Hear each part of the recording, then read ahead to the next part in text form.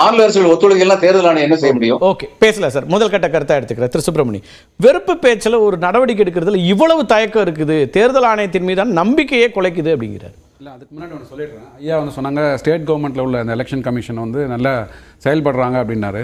என்னோட personal experience, நான் வந்து அந்த ஓட்டு போடுறதுக்கு முன்னாடி வரைக்கும் என்னோட பூத் எங்கே இருக்குன்னு ட்ரேஸ் பண்ணினே போனேன். அங்கே போயிட்டு, அதாவது எங்கள் வீட்டிலேருந்து 1 கிலோமீட்டரில் இருக்க அந்த ஓட்டிங் பூத்து, அங்கே போனதுக்கு அப்புறம் தான் தெரியுது அங்கே இல்லை, இன்னும் வந்து 1 கிலோமீட்டர் இந்த பக்கம் ரைட் ஹேண்ட் சைடில் அப்படின்ட்டாங்க. ஸோ அதாவது நான் வந்து 300 மீட்டருக்கு மேலே வண்டி எடுத்துன்னு போக முடியாது. ஓகே, அங்கே போயிட்டு வண்டியை நிப்பாட்டிட்டு நடந்து போகிறேன். இதை மாதிரி வந்து திருப்பி 1 கிலோமீட்டர் நடந்து வந்தேன். இந்த முறையில் அப்ளிகேஷன் ஆப்லேயே ட்ரேஸ் பண்ண அதான் சொல்கிறேன். ஸ்டேட் எலெக்ஷன் கமிஷன் நான் உங்களுக்கு காமிக்கிறேன், ஸ்க்ரீன்ஷாட் அனுப்புகிறேன். என்னோட இது வந்து ஒரு பள்ளிக்கூடத்தில் இருந்தது. போய் ஓட்டு போட போது இந்த பள்ளிக்கூடம் இல்லை அப்படின்னு சொல்லிட்டு இன்னும் ரைட் ஹேண்ட் சைடில் 1 கிலோமீட்டர் தள்ளி அந்த பள்ளிக்கூடத்துக்கு அனுப்புறான். இதை மாதிரி பார்த்தீங்கன்னா நிறைய வந்து ஸ்டேட் எலெக்ஷன் கமிஷனும் ஆகட்டும், சென்ட்ரல் எலெக்ஷனும் 2 பேரும் இன்டெகிரேட் ஆகி ஒர்க் பண்ண வேண்டியது நிறைய இருக்கு. ரைட். சரி, இன்னொன்று வந்து இந்த இவிஎம் மேலே நம்ம குற்றச்சாட்டுகள் சொல்லுவோம், இன்டர்நெட் மூலமாக ஹேக் பண்ணுறாங்களா, நிறைய குற்றச்சாட்டு வந்தது. இப்போ இந்த டேட்டா கொலேஷனே பார்த்தீங்கன்னா நிறைய மேனுவல் இன்டர்வென்ஷன் இருந்ததுனால தான் தப்பு வந்திருக்குது. ரைட்டுங்களா? யார் இன்டர்வீன் பண்ணுறா? இல்லை, டேட்டா மேனுவல் இன்டர்வென்ஷன், நான் கையில் டைப் அடிக்கிறேன், அதுக்காக தான் டேட்டா இன்டர்வென்ஷன் சொல்றது. மேனுவலாக அடிக்கும் போது சில தவறுகள் நடக்கும். 90 கோடி ஒவ்வொரு முறையும் மேனுவல் இன்டர்வென்ஷன் இருந்திருக்கு சார், எல்லா தேர்தல்களையும் இருந்திருக்கு. எந்த தேர்தலையும் இவ்வளவு டிஃபரன்ஸ் வந்தது இல்லைங்கும் போது அதை எப்படி ஜஸ்டிஃபை பண்றது?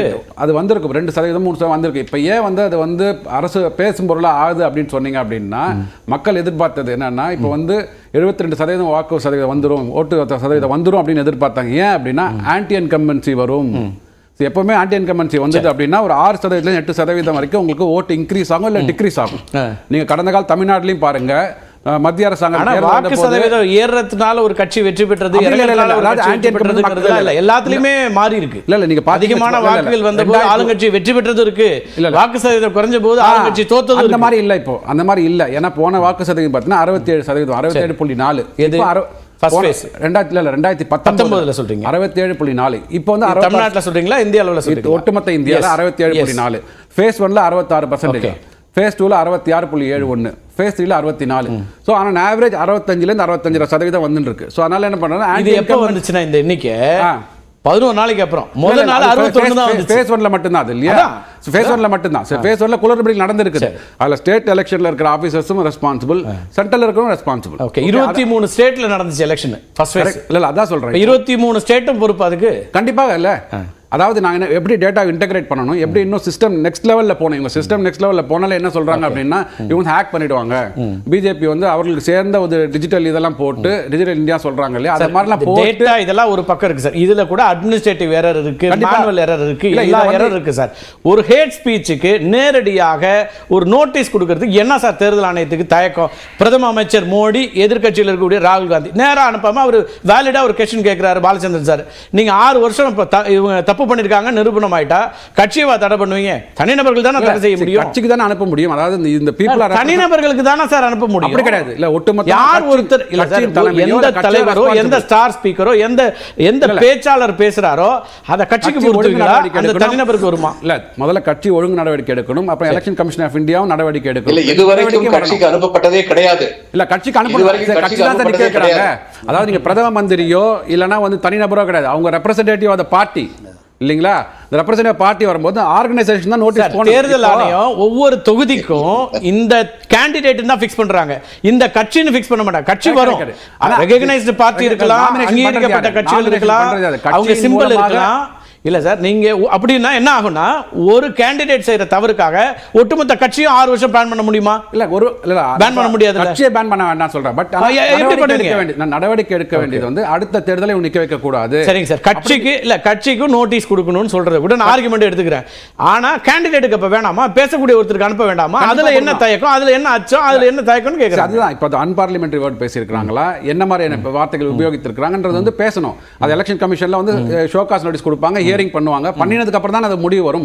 நம்ம வந்து குற்றச்சாட்டுக்கு முன்னாடியே வந்து குற்றவாளின்னு முடிவு பண்ண முடியாது இல்லீங்களா? குற்றவாளின்னு யாரும் முடிவு பண்ண சொல்லி நோட்டீஸ் அனுப்புறதே என்னன்னா, அவங்கள விளக்கம் கேக்குறது தான். ஆமா, குற்றவாளின்னு முடிவு பண்ணி வரது இல்ல, அனுப்பதே வந்து விளக்கம் கேக்குறதுக்கு நோட்டீஸ் யூஸ்ட். அன்பார்லிமெண்டரியா முடிவு பண்றது யாரு? ஒரு நோட்டீஸ் அனுப்புறீங்கனாலே அங்க சம்திங் இஸ் ராங் அப்படிங்கறதுனால தான் சார் நோட்டீஸ் அனுப்புறீங்க. கண்டிப்பா ஒன்னு சரியா இல்லங்கிறதுனால நோட்டீஸ் அனுப்புறீங்க. நீங்க நோட்டீஸ் அனுப்புறது பிஜேபிக்கோ காங்கிரஸுக்கோ அனுப்புறீங்க சார் நோட்டீஸ். அங்க ஒன்னு சரியா பேசல, அந்த பேச்சு பிரச்சனையானது, வேற என்ன நினைக்கிறீங்க இப்போ? ஒருத்தர் கம்ப்ளைண்ட் என் மேல கொடுத்தாருன்னா Please allow me to எல்லாத்தையும் interrupt. எடுத்துக்க மாட்டாங்க. என்னோட எக்ஸ்பிளனேஷன் கேட்டு தான் அதை க்ளோஸ் பண்ணுவாங்க. ஆமா சார், என்னோட எல்லா கம்ப்ளைண்ட்ஸும் எடுத்துக்க இல்லைங்க, மாட்டாங்க. என்னோட எக்ஸ்பிளனேஷன் கேட்கறதுக்கு எனக்கு அனுப்புறாங்க, நோட்டீஸ் அனுப்புறாங்க. Okay. இன்னொன்னு opposite கொடுக்கணும் கேட்டீங்க, மோடி வந்து கேண்டிடேட் கிடையாது அவர் பேசுற இடத்துல. he was a campaign, he was a star அதான் சார், நான் கேண்டிடேட் மட்டும் இல்ல, ஸ்டார் கேம்பெயினரா இருக்கலாம். எஸ், அதுக்கு நீங்க அனுப்பிச்சிட்டோம்னா அவங்க என்ன சொல்லுவாங்கன்னா ஸ்டார் கேம்பெயினர் சொன்னதுக்கு அவர் விளக்கம் கொடுப்பார், Okay. இல்ல கட்சி விளக்கம் கொடுக்கணும், இல்ல கட்சி கொடுக்க கூடாது, அவர் தான் கொடுக்கணும். இவர் சொன்ன மாதிரி Okay. பிரைம ஃபேசியா டைரக்டா ஒரு கெட்ட வார்த்தையில திட்டிட்டாங்க வச்சுங்களேன், எதுவுமே தேவையில்ல, டைரக்டா கூப்பிட்டு அதை யார் முடிவு பண்றது? இல்ல ஒரு நிமிஷம், இது வந்து இல்ல அதாவது சார் வெறும் கெட்ட வார்த்தை மட்டும் இல்ல சார். இல்லைங்க, நான் சொல்றேன் சார் உங்களுக்கு matter of தெரியும். fact இருங்க. ஆமா, ஒரு வயலன்ஸ் இன்சைட் பண்ற மாதிரி இல்ல, violence இல்ல. எது வேணா இருக்கலாம். ஒரு சமூகத்துல பிளவை உண்டாக்கக்கூடியதாகவோ இன்டர்பிரேஷன் ஆஃப் ஃபேக்ட்ஸ்ங்க, இன்டர்பிரேஷன் ஆஃப் ஃபேக்ட்ஸ் பத்தி பேசுற மாதிரி பேசிட்டு இருக்கீங்க. சரி. இந்த நாட்டுடைய பிரதமரை பத்தி பேசும்போது அப்படிலாம் கிடையாது, அப்படி கிடையாது, அப்படிலாம் கிடையாது. திரு பாலச்சந்திரன் குறுக்கிட ஈஸியா கடிதம் அனுப்புறாங்க. எலெக்ஷன் கமிஷன் பொறுத்த வரைக்கும் இல்ல இல்ல, திரு சுப்பிரமணியன், மோடி நீங்க ரெண்டு பேரும் அப்படிதான் நான் சபீரோட கருத்து கேட்கிறேன் சார். கேட்டுட்டு இருக்கவங்களா வர திரு பாலச்சந்திரன் சுருக்கமா சொல்லுங்க, நான் சபீரோட கருத்து கேட்கிறேன். தெரியாதவங்கற மாதிரி நினைச்சு கேட்டு பேசிட்டு இருக்க கூடாது. நான் தேர்தல் நடத்தியிருக்கேன். ஓகே, நான் தேர்தல் நடத்தியிருக்கேன். அதே தேர்தல் விதிமுறைகள் தான் இன்னும் இருக்கு, எதுவும் மாறல. தேர்தல் விதிமுறைப்படி பேசுறவங்களுக்கு தான் நோட்டீஸ் அனுப்பணும். இப்பதான் முதல் தடவை ஏதாவது ஒரு இன்சிடென்ட் சொல்லுங்க இது வரைக்கும் ஏதோ ஒரு கட்சிக்கு notice அனுப்பியிருக்காங்கன்னு. I'm sorry, what Mr. Subramanian says is totally wrong. It's not correct. அவங்க வந்து இருங்க நான் முடிச்சுக்கிறேன். நீங்க சொல்றது எப்படி இருக்குன்னா, ஒரு பையன் ஒரு இவர் வந்து ஒரு பெரிய குற்றம் பண்ணிட்டாரு, போலீஸ் வந்து பாக்குறாங்க, ஒருத்தரை வெட்டிட்டாரு. இவங்க போலீஸ் அவரை அரெஸ்ட் பண்ணாம அவங்க அப்பாட்ட போய் என்னங்க பையனை கொஞ்சம் புத்தி சொல்லுங்க அப்படின்னு சொல்ல முடியுமா? அது மாதிரி பேச முடியாது. பாருங்க, தவறு. இதுவும் தேர்தல் விதிமுறைப்படி 6 வருஷம் வரைக்கும் ஒருத்தரை தேர்தல் போட்டி விட முடியாது அப்படின்னு சொல்றது என்னது? குற்றம். ஒண்ணு வந்து ரெண்டுமே வந்து குற்றம் தான். கிரிமினல் சொல்றீங்க, வார்த்தை பிரயோகம் குற்றம் என்று இருப்பதால் தான் பால் தாக்கரே 6 ஆண்டுகள் தேர்தலில் போட்டியிட முடியாது என்று சொல்லப்பட்டது. விதிமுறைகளை மீறுவது குற்றம் தான். இந்த குற்றத்தை செய்தவருக்கு தான் நோட்டீஸ் அனுப்பப்பட வேண்டும். இதுல தேர்தல் ஆணையம் தவறுதான் செய்திருக்கிறது. பேசலாம் ஷபீர். தேர்தல் ஆணையத்தை ஒட்டுமொத்தமா அப்படி சந்தேகத்தோட பார்க்க முடியுமா? ஏன்னா தேர்தல் முடிவுகள் ஒவ்வொரு மாநிலத்திலையும் வெவ்வேறாக வருங்கும்போது அப்ப அந்த முடிவுகளை எங்கேயாவது இன்ஃப்ளூயன்ஸ் பண்ணியிருக்காங்களான்னு ஒரு இயல்பான ஒரு கேள்வி வைக்கிறார். தமிழ்நாடோ கேரளாவோ எதிர்க்கட்சிகள் தான் வெற்றி பெறாங்க அல்லது அவங்களுக்கான வாய்ப்பு இருக்கு. அப்ப ஒட்டுமொத்தமா தேர்தல் ஆணையத்தை கேள்விக்குள்ளாக்குறீங்களே அப்படின்னு ஒரு கேள்வி முடியும். இல்ல, எலெக்ஷன் கமிஷன் ஆஃப் இந்தியாவுடைய அந்த ரோல், ஒரு எலெக்ஷன் நடத்துற ரோல்ல அவங்களுடைய இன்டெகிரிட்டி, அவங்களுடைய கிரெடிபிலிட்டி தான் வந்து மிகவும் முக்கியமான ஒரு விஷயம். அவர்கள் மீது இருக்கக்கூடிய நம்பகத்தன்மை. ஓகே, இன்னைக்கு எலெக்ஷன் கமிஷன் ஆஃப் இந்தியா வந்து எலெக்ஷன் கமிஷன் ஆஃப் இந்தியாவாக குறைவாக இருக்கிறது, செலெக்ஷன் கமிஷன் ஆஃப் இந்தியாவாக அதிகமாக தெரிகிறது.